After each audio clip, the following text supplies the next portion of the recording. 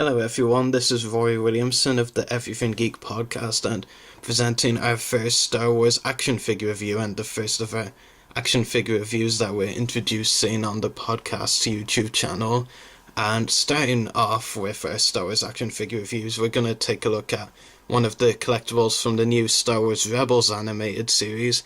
And it is the Star Wars Rebels Reveal, the Rebels Jedi Reveal, which is interesting set. There's lots to talk about, so I'll definitely be sure to cover a lot of it. You get 3 figures, 2 of the main characters, 2 of the new main characters, Ezra and Kanan, as well as an exclusive figure, which I doubt we'll see again. I think it'll probably just stay exclusive to this pack. It was a holographic Obi-Wan Kenobi, as seen in the premiere episode of Star Wars Rebels. But before we go into the figures, we'll take a look at the packaging. As you can see here, the title, Reveal the Rebels, Jedi Reveal, Star Wars Rebels logo there, and the Star Wars Rebels logo is really plastered all over. You get a shot of the Stormtrooper with the Rebellion symbol there, Disney logo, just 4+, and this kind of black packaging which was meant to hide the Obi-Wan figure, but it wasn't really that much of an exclusive, Well, it is an exclusive, but I mean in the sense that we all knew, anyone on the internet who's part of the Star Wars collecting world knows that it was going to be Obi-Wan. It wasn't really that secret. But yeah, on the back of the packaging there's a good image here of some of the main characters from Rebels, including Kanan and Ezra, who are both in this set, and Sabine and Seb as well are in it, on the image, but it's weird that, they don't have Hera and Chopper on the image as well, considering that would complete all the lineup of the main Rebels characters on that image, so it's pretty bizarre. And actually, kind of think of it just looking up here, with the description for the pack, which says, lifelong Rebel Ezra Bridger discovers a secret from Obi-Wan Kenobi, so yeah, definitely not really playing a good secret card, are they? Because everyone online knew it was the secret figure was Obi-Wan, the holographic Obi-Wan, and on the back of the packaging it even says Obi-Wan and lifelong Rebel thing. If you've watched the show, you'll know that's not actually true. Before the show's event, he wasn't even a Rebel, so yeah, pretty weird. But as well as the packaging, we also get this diorama piece, which I include with a lot of these kind of, I guess you could say, battle pack figures. It is pretty cool. It's got a Jedi Order logo on it. No, actually, that's not right. Is it meant to be the Rebellion symbol? Yeah, actually, it's meant to be the Rebellion symbol because it's the same one on the Stormtrooper helmet I mentioned earlier. So apologies, Jedi Order, got a bit ahead of myself there. Yeah, it's really cool. I do like these diorama pieces, and this is really cool, and it even is in the Rebels colour scheme, with orange, which is the colour of the Rebels logo too, so it's a nice additional diorama piece. So, onto the 3 figures that we get in this pack. Kanan and Ezra are both repacks of the single-carded versions. One thing I actually do want to bring up about the pack itself, which I might bring up again later in the view as one of my concluding points, is I think this set might actually sell pretty well at Toys R Us, purely for the fact that as we know, there have been shipping problems with the first wave of the single carded Rebels figures, which include Kanan and Ezra, as seen here. Other figures like the Inquisitor, Chopper, Agent Kallus, and the Stormtrooper.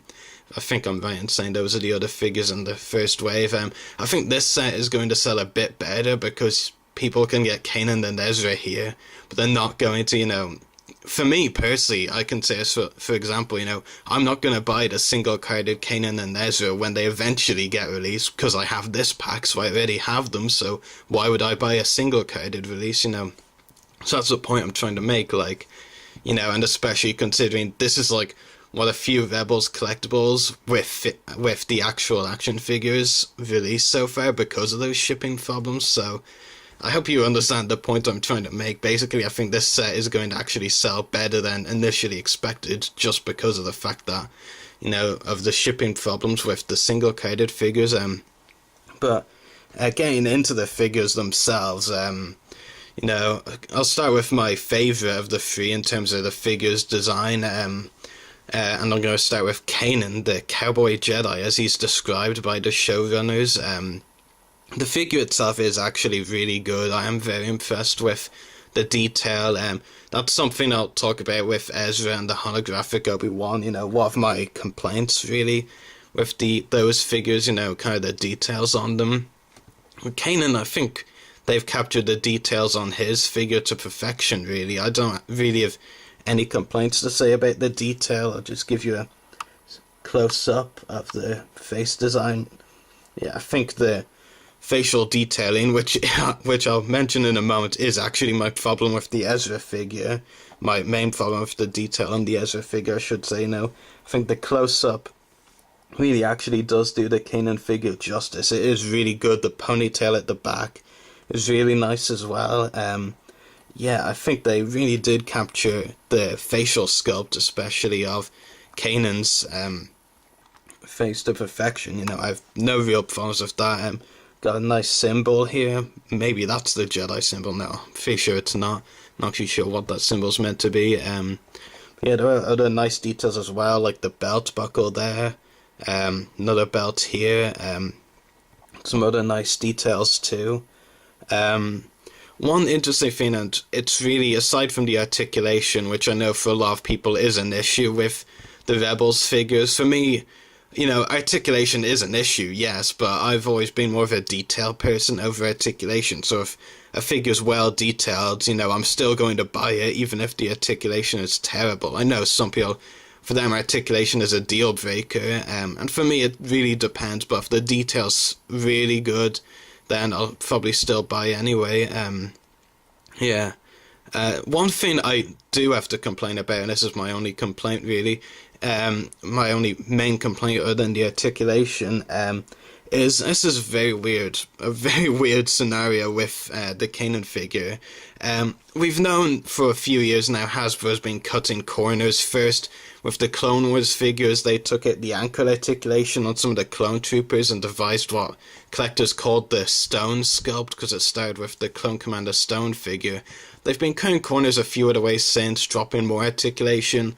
I've heard reports about the Agent Callus figure, that the helmet doesn't come off, like they you know, kind of stuck it on, you know, you can't take it off, you know, and they have done that with a few other figures, not given characters that should have had removable helmets, you know, they haven't given them that. But, I mean, if we follow those are crazy, get a load of this, the blaster and holster, you know, we've seen these on lots of figures. You'd have a holster and include a blaster with the figure that you could, you know, put in or take out and have the character pose with the blaster, whichever you want.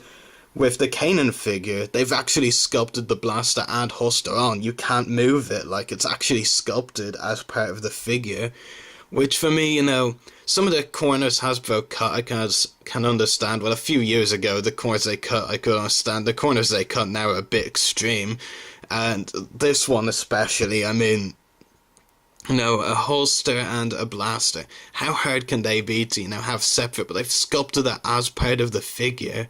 Like, for me, that's just, it's kind of a new low in some ways, I have to be honest. Like, yeah, it's pretty bizarre. It is, you know, just pretty crazy, I have to say, you know, actually sculpting a holster and blaster as part of a figure. Speaking of detail, it kind of looks good when you look at it, but, you know, I know it's, for me, and I know a lot of, pretty much every other collector will agree, you know, you shouldn't be sculpting it as part of the figure, you know, have the holster, have a blaster as one of the accessories that you can put in or take out whenever you want, but don't sculpt it on as part of the figure. That's pretty cheap, to be honest. Yeah, and we do get one accessory with the figure, which is Kanan's signature lightsaber that we see in this show. It's a pretty good lightsaber. I actually think I bent it a little bit, taking out of the packaging, which isn't good. The design is nice. It is a cool lightsaber. Yeah. It's a bit plain, but at least unlike Ezra's and Kanan's lightsabers, you know, which are very unique. I know people would, you know, some fans, well, I like both of them, but both of those lightsabers, but I know some fans aren't because of how different they are, I guess. As for articulation on the Kanan figure, is 5 points of articulation, a swivel head, swivel shoulders, and swivel hips, and that's all the articulation we get on the Kanan figure. But it's still pretty good. Like I said, the detail is really good on the figure, so I think if you're a fan of detail of articulation like I am, you will really appreciate the detail that went into the Kanan figure.